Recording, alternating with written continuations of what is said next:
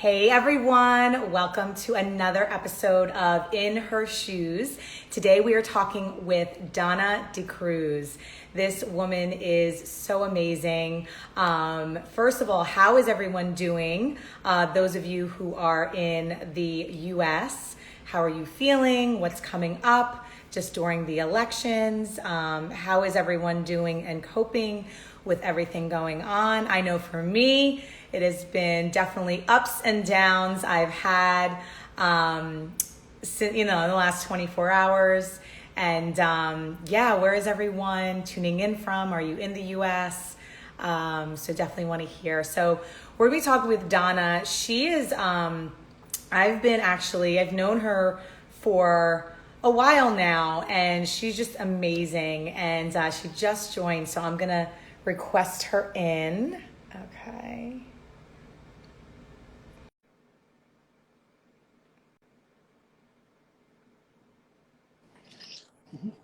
Donna, are you there? I am.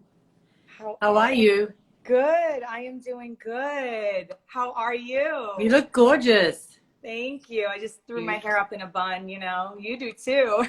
How are we feeling, especially today? Yes. Ooh. I know. I'm feeling all the feels, Donna. I don't know about you. Oh my gosh. You can't write this. You can't. I'm sitting here downtown and I can hear, I don't know, are you in New York as well? You're in New York. Right outside New York, yeah. We've got helicopters going on around and around. So there's that. But, I don't feel any sense of fear or any trepidation. I think this is really exciting. This is maybe one of the biggest moments that we've ever had. Yeah. And we need to, whatever is the outcome, this is us waking up and us actually speaking into a deeper truth, what we really want. We've been idle for, not that we're idle, but we've been idle. We haven't really articulated what we want. We've been very good about saying what we don't want. We do that as women all the time.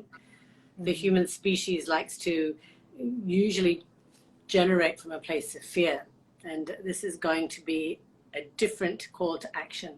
So I'm really excited about it. You can already see it and feel it. Yeah, definitely.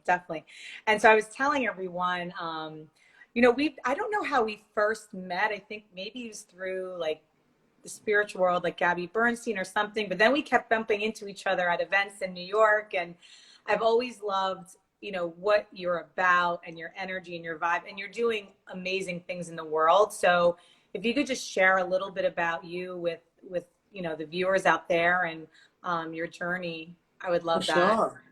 So it's interesting. Those worlds that I'm sitting here in this space that is where I do a daily meditation, dip into bliss, and right next to me, which you can't see, but I can show you, but right next to me is my DJ rig. And those worlds have been my world. It's really one world. It's where music, healing, consciousness, and I guess the real umbrella is around consciousness. And I've been living in that space, loving that space, and creating in that space pretty much my whole life. I was born in India. I was born in South India in Chennai, and I grew up in Australia. And now I live in America. And, as a child of essentially the Orient, as a child of India, you have, I suppose, a different lens. I was brought up with an idea around being, I suppose, more self-aware, being more compassionate is a way of living. Certainly because you live with so many people in India, that's part of the course, that you have to understand that everybody is the same, that you have to treat everybody the same. And I come from a family that's really sort of had that seed placed in me, thankfully, at a very young age. So my journey's really been through, that's been, the sort of through line is consciousness. And for a very long time, I have a record label. I work in music. I share and have created lots of projects with Deepak Chopra that have been around real healing projects, solar healing meditations. We've done an extraordinary project on Rumi, which was one of the most, still to this day, after many years, it's one of the most, I think, a really important project, because when you take those worlds of of Islam and Sufism, and we married it with a sort of a modern twist. We had everyone from Rosa Parks to Demi Moore and Madonna actually reciting the words of Rumi, and we put this beautiful music around it. And I got to work with extraordinary people to do that. So there's the music stuff, and I've DJed as well for many years. I've traveled the world DJing extraordinary events and moments in people's lives where they, where they are extraordinary, where it's a marriage, or it's an anniversary, it's a birth, or it's some sort of big celebration. That's a very unique way to celebrate with humanity, because when you do it, I've done it for the royals in Europe, I've done it, Wow. in the Middle East, and throughout that you also see the simplicity and the humanity and the everydayness of our humanity in wanting to do that thing, to be together, to want to honor one another, to celebrate, to have ritual. So that's been a great part of my life. And then, out of that, in the last probably, well, now I think this is my 11th year, but 10, 11 years ago, I was DJing a party in the Hamptons, and it was for an organization called Phoenix House, and it's America's oldest drug and rehab facility. And when I asked them what they did around consciousness, I use the word meditation, do you do yoga? Do you do any, conscious breath work or food that might be, health oriented? They were like, no, we don't know what you're talking about. Wow. You believe that? So I was like, well, and they asked me straight away, like, why don't you come and help us? And I did. I went to Phoenix House and I created a very simple meditation program, which is called a Dip into Bliss. And it's now it's the same thing that I share with everybody, because again, going back to that sort of oneness lens, you realize it doesn't matter who you think you are and what money you have. The basic human need to want to be loved, to be respected, to be included, and to want to have, that sense of connection, have fun, and take things forward in a really honorable and gracious way. I think that is the, that's the real point of humanity, if you ask me. And that's why I think we're all sort of struggling with this election moment, because, I think it's really rattled a lot of cages when we're looking at like LGBTQ rights and the possible, things being revoked, and same-sex marriages are now, in some areas being highlighted to be, possibly questioned. And when you look at Black Lives Matter and all these things, the Me Too movement is part of that. Of course, we're all out there saying, hey, am I loved? Am I respected? Am I included? So, so the work in consciousness, it's the same, whether it's music, whether I do beautiful things like this with someone like you, it's really one heartfelt, real conversation. And it's about us speaking that authentically and knowing that we are here. This work that we do is about helping to bring self-awareness to everybody if they want, to bring love to everybody if they're open, to bring understanding to everybody if they need that. It's not really that complicated, and yet it is, because how we dose it, how we share it, what's the language, what's the agenda. In consciousness, there's really no agenda. When you breathe and you get quiet, you sense something. That something is everything.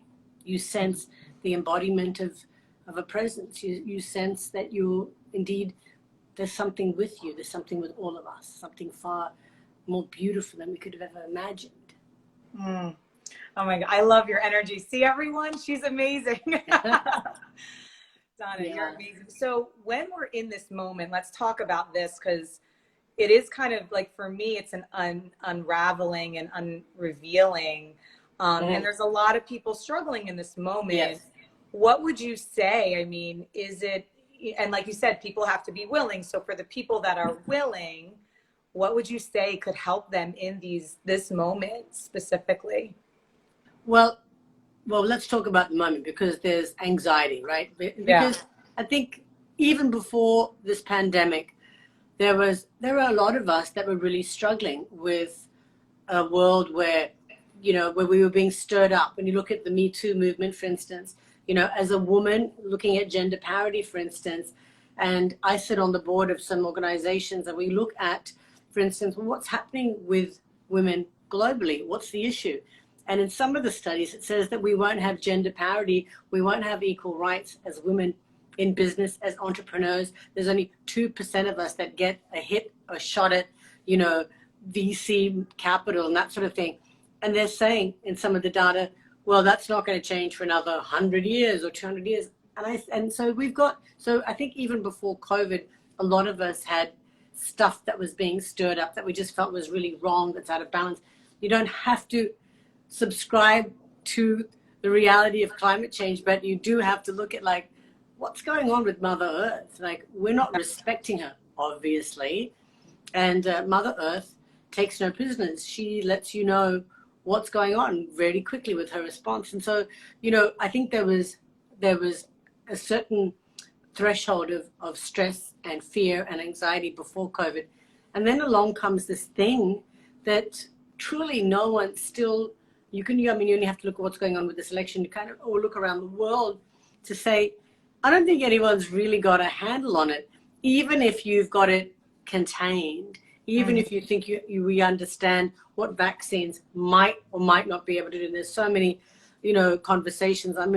Conversations globally where people say absolutely not to vaccines, regardless of what the studies might suggest. And there are other folks that say, yeah, but look at the good that it can do. Look at the polio vaccine, et cetera, et cetera. So, there's the jury's out. But I think in this moment, you have to kind of do the work yourself. You have to really be prepared to look at that person in your own mirror, look deeply into your own eyes, into your soul, and say, how am I? Who am I? And how am I right now? It's easy, very easy, and I know we all do it, to play a blame game. You play the blame game. I don't have a job because of this. I don't have a lover because of this, or a friendship that went south, and it goes on, and I can't raise money because of this. And those are all legitimate call outs for sure. But what do we want to do about it, right? So you have to be prepared right now to say, okay, how do I feel? What makes me happy?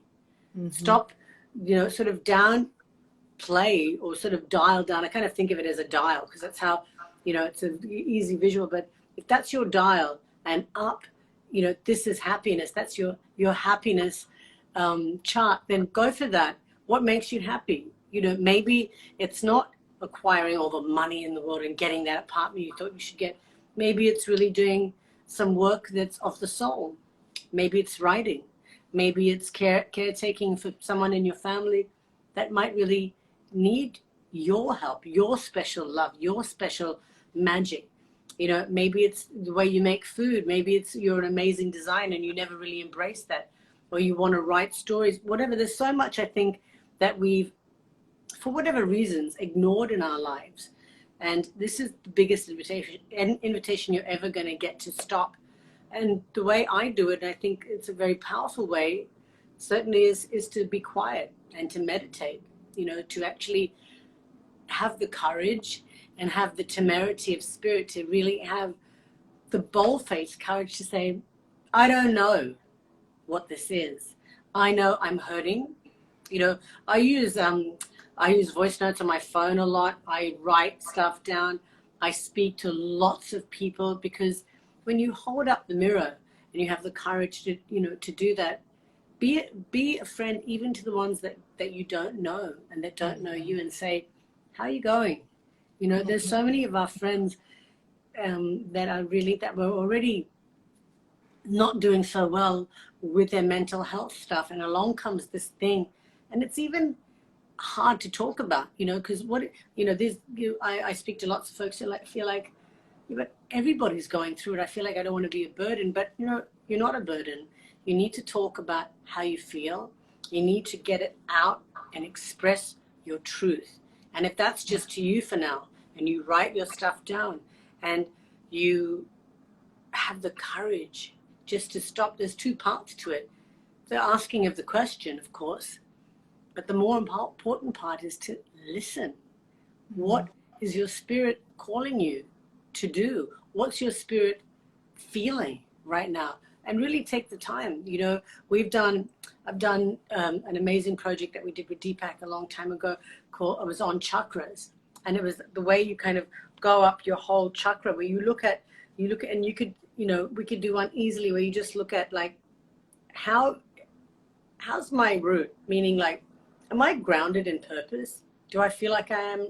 If I'm not, well, guess what? Nothing's going to happen until that gets grounded. That's chakra number 1, Muladhara, root, right? The second one is your sacral, which is also how you create. What's your sexuality? Yeah, it's that too, but it's also your creativity, right? Recreation, it's there. The next one is your ambition, your solar plexus. How do I take myself out into the world? Because if I'm coming from a place of fear, immediately that vibration is felt by others.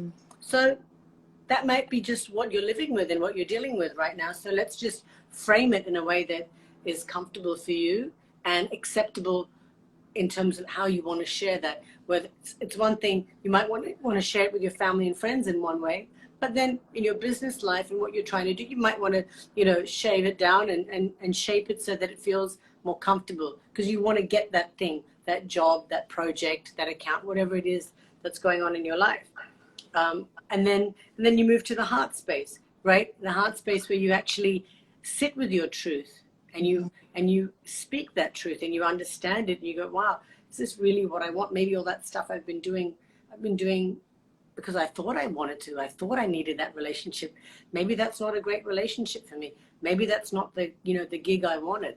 And then you go up into the throat chakra, and that's how you express it, actually telling others your truth. And then it moves up to here, Ajna, which is the place just between, it's often called the third eye, but that is the seat of intuition. What do you intuit?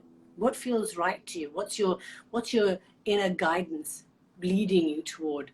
And then of course the crown, which is, Sahasrara. How do you connect with your divine purpose? Because you've been sent here with one. So figure that out. So there's that. And then sometimes you just have to start with that simple idea of like, who am I? Who am I? And we've done a very powerful meditation, which is called Just That, because I realized regardless of whether I was treating someone in the recovery space or not, one of the biggest questions that we dare to ask and listen for the answer is that exact question. Who am I? I've been sent here with my gifts. What am I supposed to do with them? What do I want to manifest?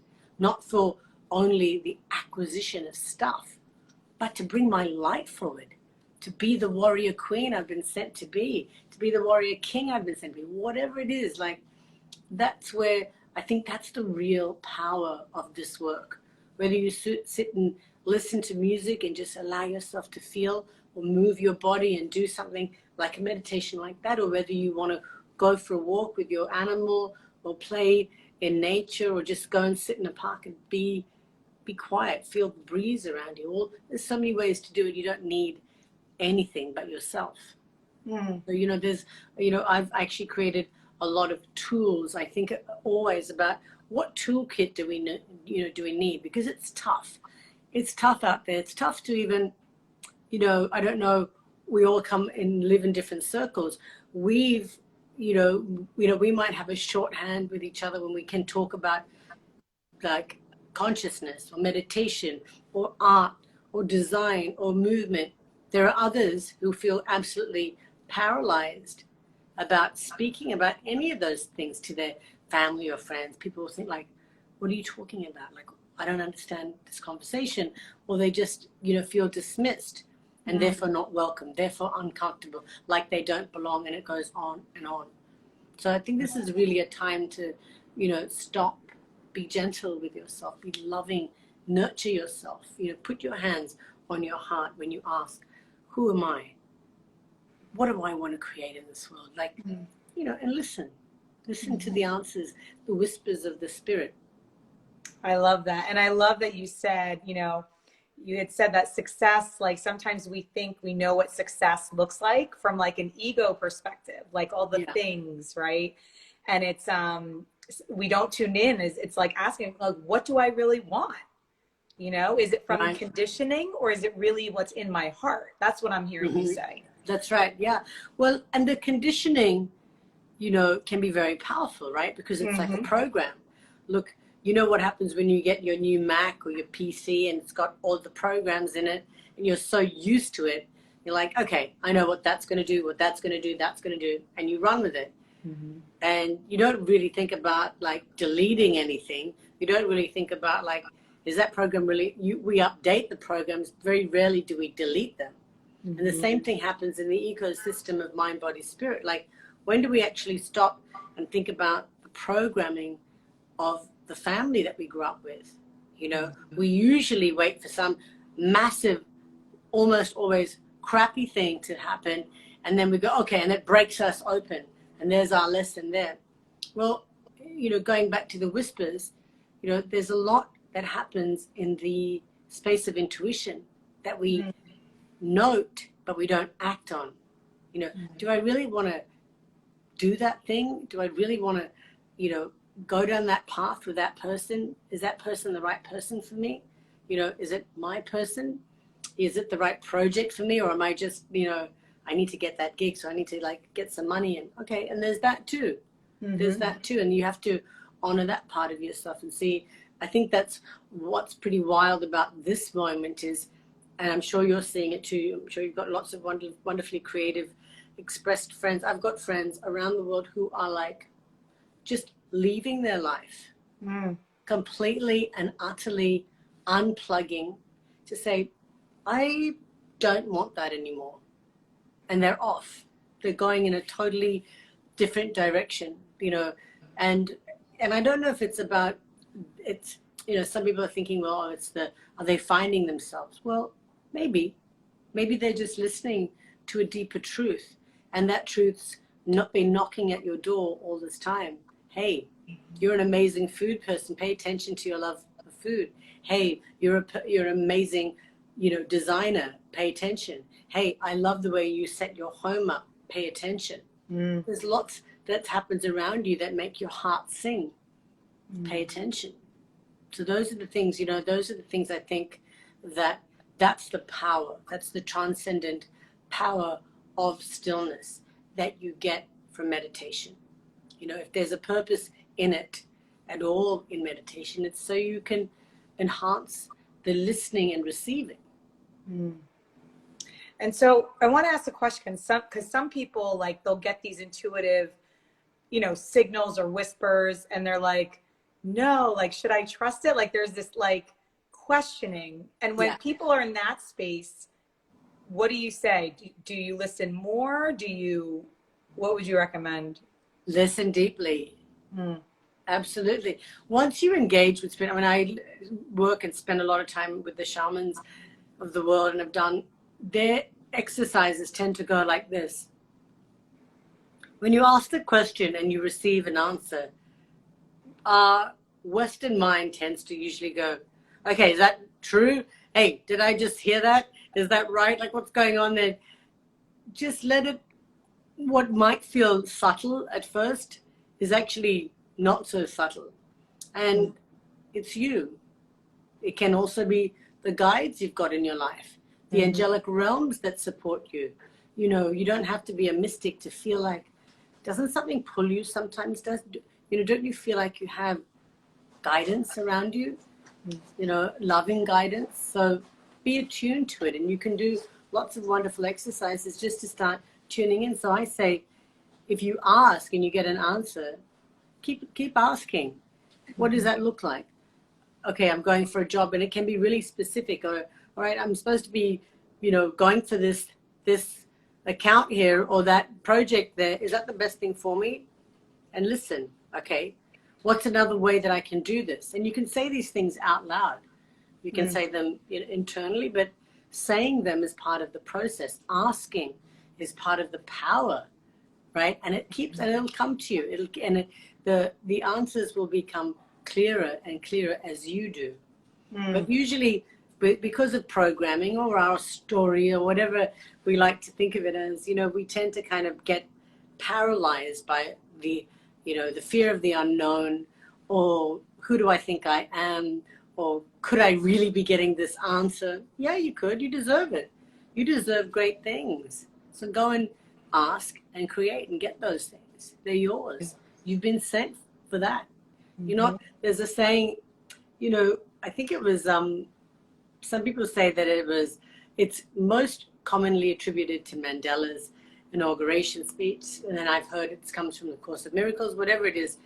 It's beautiful, but it says something along the lines of, you know, who are you not to think you're fabulous? Who are you not to think that you deserve great things? Who are you not to ask the universe to fess up? Give these things to me. Share these things with me. If it pleases you. I mean, I'm here, you know, it's a symbiotic relationship. It's not the universe in me. You are the universe. That's how it goes. I love that. You are the universe. I love that. And it, you know, just in my personal being, Donna, it's like, this year I've truly like stepped into like my power, my voice. And I think what you're saying is so potent, because a lot of us don't speak our voice, you know, a lot of us, and even like when you were describing the chakras, right? Like maybe they're blocked, or maybe we haven't been listening, or whatever the case. So if we feel blocked, or if we know, right, who are we not to share? Like if there's something stopping, is it just fully like leaning in and listening and doing that work? Because a lot of people have a lot of medicine on their heart, you know, and need to be sharing that. Yes, yes. I want to understand your question, but I think I'm going to go with what you said is, where you're going is, so when you don't live your truth, everything blocks inside you. We all know what that happens. We've all been in that relationship where you've kind of like, you know, BS'd yourself, and you go like, oh yeah, it's totally the right person. It's totally great. And it's absolutely not. But you go along for whatever reason. The real better other relationship that was waiting for you has to have space. So you're blocking, if you don't live and speak, like if you don't speak your truth, if you don't live it, if you don't have the courage to embrace it, then how's the universe going to know, A, what you really want, and how to give you and to be in flow with you? Because it's an energetic field that you're creating around you. Because what you're really saying is like, I don't deserve this. I don't think I'm good enough. So therefore, let's just kind of create this facade and this lie, so that if it doesn't work, because it's probably not going to work, then I'll have a reason. Yeah, because there it is, right? And ew, that's so painful, because then all you live with is that sorrow, that regret, that burden of the struggle, and then you just keep struggling, as opposed to having the courage. And I think of it as liberation. You know, to me, liberation is probably the most important thing. Self-liberation, being self-aware. It goes like this, you know, your self-inquiry is the first part of the journey, you know. And if you want to, we could do some of these exercises, you know. It's actually one of the things I'm working on, but it takes time, and it takes courage. And even though these are the wildest of days, maybe this is the greatest time to actually fully immerse yourself, like you've been beautifully. Like, I'm going to do this. I want to love myself enough to be what I've been sent here to be. You're not here to be anybody, not your mom, dad, aunties, uncles, brothers, sisters story. You're here to write your own. So make the time and the space to do that.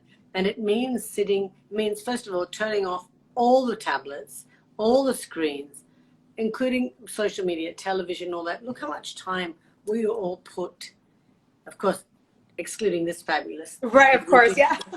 But like, look how much time, look at the rabbit holes that we go down, looking at, and how it makes, look, the churn of how you feel. When you're like, oh my God, I can't believe they didn't invite me to that thing. Oh my God, look what's happening over there. Look what everybody else is doing. What's happening to my life? When that moment, that energy that you just created, you should be turning that into yourself. To say, wow, I'm gonna create this thing, or I'm gonna do this thing, or here's an idea that I have that I've been thinking on. You know, it's so incredibly, this moment has never happened before, and every moment has never happened before. And most of us you know, with our 90,000 thoughts that we have per day, spend most of the time in the sorrow, regret, and crap of the past. And that is a huge burden.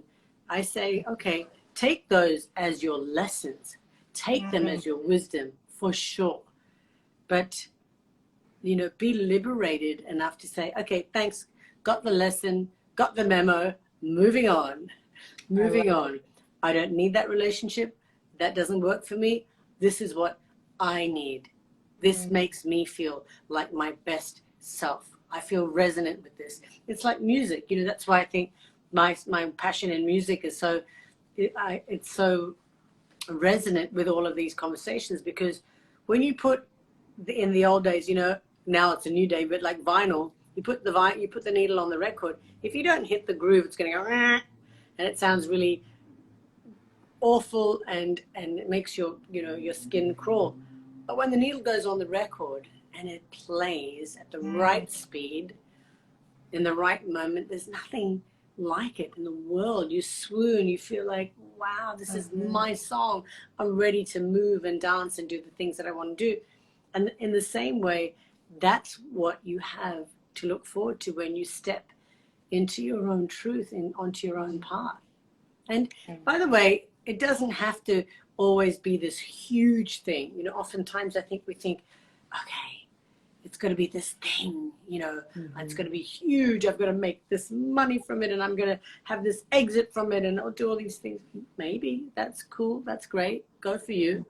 But it could also be, you know, that person in your life that's a family member that could really do with, you know, a couple of weeks of your undivided attention, where you help them, you know, get that room in order, or you help them with some food or whatever. I'm just giving you as just one example. And of course it's going to make you feel great, but it's not really about you. It's about turning your life into a life of, you know, of service and love, and resonating with that, instead of just thinking about, okay, how do I feature in all this? I love it. So you said you were working on some things. Would you mind sharing one thing, or is there any? Well, I'm always looking to refine the meditation experience, because, you know, using music to heal is everything. And I know the space well. I'm good at it. I'm actually great at it. See, we have to be unafraid to say these things. I know what it can do, especially for the beautiful people that I've worked with in the recovery space. I see those numbers going up and up.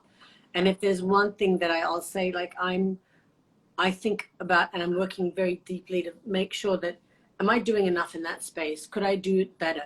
Could I be offering and creating a more, you know, refined version of some of the meditations? Because someone who has drug and alcohol issues, and just even mental health issues generally, how they might process a meditation might be wildly different. You know, when you take someone to the place of stillness, am I doing enough there to support them there? So that's the sort of thing that I, you know, that I'm working on. But, and in that space, you know, I'm looking at some flavors and some drinks and things like that that can really support people that are not into alcohol, but want to still feel like they belong, going back to that same idea. Of course, our whole nightlife world has changed, and how we are now going to be entertained and all that. And maybe that's great. Maybe we didn't need to have, you know, a whole bunch of folks going out there getting wasted on a weekly basis. You know, I don't know. There's, I think all of that is part of the bigger conversation, how we engage with one another, how we connect with one another, how we love one another, how we honor one another. All of that's up for a bigger, I think, bigger and more robust conversation. Beautiful. And I totally agree with you. Like music, I feel like music is medicine. Like that you, like it's so healing, and like what you're doing is amazing. And so do you want to talk a little bit about Rasa Living? like you know, what you're doing with that? So Rasa Living, so there's two parts. There's Rasa music. So I started doing as I was saying, like there's everything from didgeridoo music that is out of Australia. There's shamanic vibes in there. There's music that people have used for everything from yoga to dance to movement, massage, you name it. So there's that. There's the stuff that I've done with Deepak Chopra, which is called the Solic Healing Meditations. Let's grab a tea. So there's those, and they've been thankfully really profound, I think, in terms of giving people just the meditation 101 experiences. And then there's the stuff that we've done on Rumi and with poetry, you know, giving people another lens in which to experience the poets of days gone by. You know, some of them are, you know, nearly 1,000 years ago. Wow. And then there's the DJ stuff that I've done as well, which is really part of, you know, some of the compilations and stuff. And we had those things called CDs. Those existed. They also exist under Rasa Music. But I really have Rasa Music as a place to explore and to smudge the boundaries between culture, right? So that this art form of music can be powerful. It can be something that really helps you move your body through time and space and make love to and exercise to and meditate to and connect with. And, you know, so there's that. And then the other part of Rasa is that it's Rasa Living. So we've created products, as we like to call them, but stuff that really goes with that lifestyle. Because I realized, right, so I use a spritz, I use oils, I use incense. And in fact, I got a deal with one of those big TV networks like HSN, and created something that they'd never had before, where we actually took, you know, what are the experiences that people want to have, and how do we actually translate that to the mass? So they did really beautifully as well. So there's the offering around music and experience and the sort of ether. But then people, like all of us, want stuff as well. Like, okay, so what do I do? Okay, light the candle, breathe, feel it, feel your breath, feel the moment, feel how you've energized your space. Whether that's with sage or Palo Santo, using crystals. I did a whole mala and crystal line as well. So, you know, I think those worlds, I mean, that's kind of how I've been also brought up. Ayurveda, which comes from India. You know, Ayurveda, the science of whole living, where you look at, and now we're thinking about these things more deeply. Where does your water come from? Where does your food come from? Am I eating the right foods for this body? How does it change seasonally? What should I be eating seasonally? And that season, that idea of seasonal is also a metaphor for relationships. What you're doing in different times of your life, honoring those shifts in your life, you know, welcoming them, not being, you know, not coming from a place of fear, but a place of exploration. You know, so that's what Rasa really does. You know, really helps people to go on that journey, to be unafraid, but also supports you in different ways for that journey. I'm getting into food more and more as well. Oh, my next big adventure. Yeah. Well, congratulations on all of it. So yes, Rasa, R-A-S-A, living. And it's just beautiful. And I like that because it's like, yes, people want tangible things too. So I think that's beautiful. Well, think about it as three things, right? I'll call them the 3 S's, where you elevate, stimulate, and awaken. Because we don't all want to sit cross-legged being meditators the whole time, nor do we want to do yoga all the time. We want to go out for a drink. We want to go and have a dance. We want to have interesting conversations, seeing that film, seeing that art. We're all multifaceted, beautiful spirits that want it all. The idea is, what's the measure? What's the dose? You know, making sure that you're doing those things. Am I elevating? Am I awakening? Am I really living a fully supported life? Love that. Donna, your energy, your vibe, you're healing me, you're healing all the people watching. I feel like, thank you. Is there any last words or thoughts that you want to share with everyone watching live or anyone watching the replay? Well, I'm here to support people's journey, whatever that is. No judgments, only love. I'm on Instagram Live every morning, New York time, at 9 a.m. I do a 15-minute because I think that's all we can bear to do sometimes. And, you know, that's an offering for people. But I want people to also follow us on YouTube, because on YouTube, I'm sort of experimenting where we're giving people sometimes longer meditations. We're experimenting with like some interviews and stuff like that I've been doing with some people that I know that are really, you know, cultural change makers. So there's stuff that I'm doing that I want people to kind of embrace. But really the point is, stop following everybody else and find you. That's the point. I love that. Thank you so much. So everyone head over to the YouTube channel. I'll leave a link below. Oh, thank you. Yeah. Yeah. And check out your profile and Rasa Living. And Donna, thank you for being a blessing and really like changing people's lives and perceptions and just the healing on your heart. Like I so feel it. Like I personally feel it. So I want to say thank you. And you're welcome. I know it came, yes, my honor too. And it was, I know it came through the ethers on social media. So send you love and light, sister. Thank you for all that you do, and for the tribe, the Sangha, as we call it, the community that you gather and you share your beautiful spirit with. Thank you. Thank you, Donna, for your time and energy and love. Love and we'll be talking soon. All right. Thanks, everyone, for tuning in. Have a good night. Bye. Bye-bye.